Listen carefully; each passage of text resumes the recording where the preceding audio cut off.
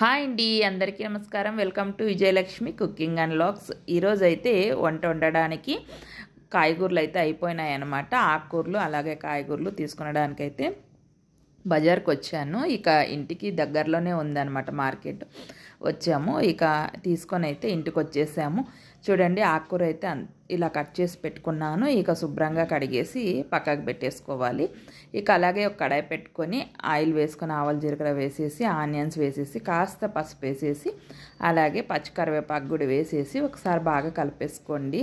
చాలా అంటే చాలా టేస్టీగా సూపర్గా ఉంటుంది ఈ ఆకుకూర తాలింపు అయితే. అలాగే అల్లం వెల్లుల్లి పేస్ట్ కూడా వేసేసి ఒకసారి బాగా కలిపేసుకొని పచ్చిమిర్చి అలాగే సాల్ట్ మిక్సీ పట్టించుకొని ఆ పేస్ట్ కూడా వేసేసి మిక్సీ జార్ కడిగిన నీళ్ళు కూడా వేసేసుకొని ఒకసారి బాగా కలిపేసుకోండి. శుభ్రంగా కడిగి పెట్టుకున్న ఆకుకూరను కూడా ఇక మనమైతే ఈ కడాయిలో పెట్టేసుకోవాలి.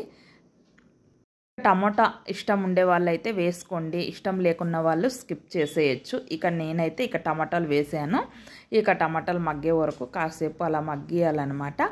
ఇక కాసేపు అయిన తర్వాత ఇక ఆకుకూర అయితే ఇక పెట్టేసుకోవాలి. చూడండి, ఇక ఆకుకూర అయితే ఇక అంతా పెట్టేసిన తర్వాత మనకి చాలా ఉంది అన్నట్లు కనిపిస్తుంది, కానీ మగ్గిన తర్వాత కొంచెం అయిపోతుంది అనమాట. అలాగే అదెం పెట్టి ఇలా మూత పెట్టేయాలి. చూడండి, మగ్గిపోయింది కదా, కొంచెం అయిపోయింది. ఇక ఒకసారి బాగా కలిపేసుకోండి. ఒక 5 నిమిషాలకి మనకి ఆకుకూర తాలింపు అయితే రెడీ అయిపోతుంది అనమాట. చూడండి, ఆకుకూర తాలింపులోకి అయితే చపాతీ చేశాను. మధ్యాహ్నానికైతే నేను గోంగూర పప్పు చేస్తూ ఉన్నాను.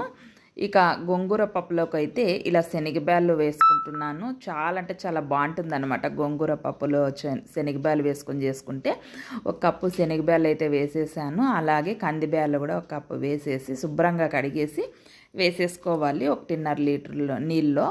ఇక ఒకసారి బాగా కలిపేసుకొని అలాగే కాస్త పసుపు వేసేసుకొని పచ్చిమిర్చి అలాగే వేస్తే మెదిగేలేదనమాట. ఇలా కట్ చేసేసుకొని వేసుకోండి పచ్చిమిర్చిని. గోంగూర పప్పు కాబట్టి టమాటాలు అయితే నేను అయితే చిన్నవి ఒక 2 టమాటాలు అయితే వేసేసాను. ఇక అలాగే గోంగూర కూడా శుభ్రంగా కడిగేసిన గోంగూర కూడా వేసేసి అలాగే కాస్త కొత్తిమీర వెల్లుల్లి వేసేసుకొని ఇక ఒక 3-4 విజిల్ వచ్చే వరకు మూత పెట్టేసుకోవాలి. చూడండి, బాగా మగ్గిపోయింది కదా ఆకుకూర అయితే మనకు. ఇక మూత తీసేసి తగినంత సాల్ట్ వేసేసుకొని ఒకసారి పప్పుని బాగా వెనిపేసుకోవాలన్నమాట.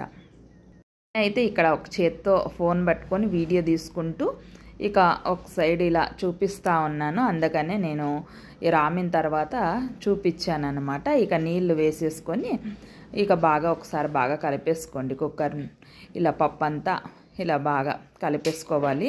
గుమ్మగుమ్మలు ఆడిపోతూ ఉంది పప్పు అయితే. సూపర్ అంటే సూపర్ టేస్టీగా చాలా బాగుంటుంది. పోపు అయితే పెట్టేసుకున్నాం కదా, ఇక వేడి వేడి అన్నంలో తింటుంటే ఆహా ఓహో అన్నట్టు ఉంటుంది. ఇక అన్నం కూడా రెడీ అయిపోయిందండి.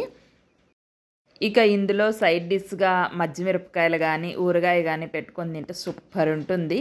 ఇక వీడియో అయితే ఇంతేనండి. లైక్ చేయండి, షేర్ చేయండి, సబ్స్క్రైబ్ చేసుకోండి. అలాగే కొత్త వాళ్ళు ఎవరైనా చూస్తున్నట్లయితే సపోర్ట్ చేయండి.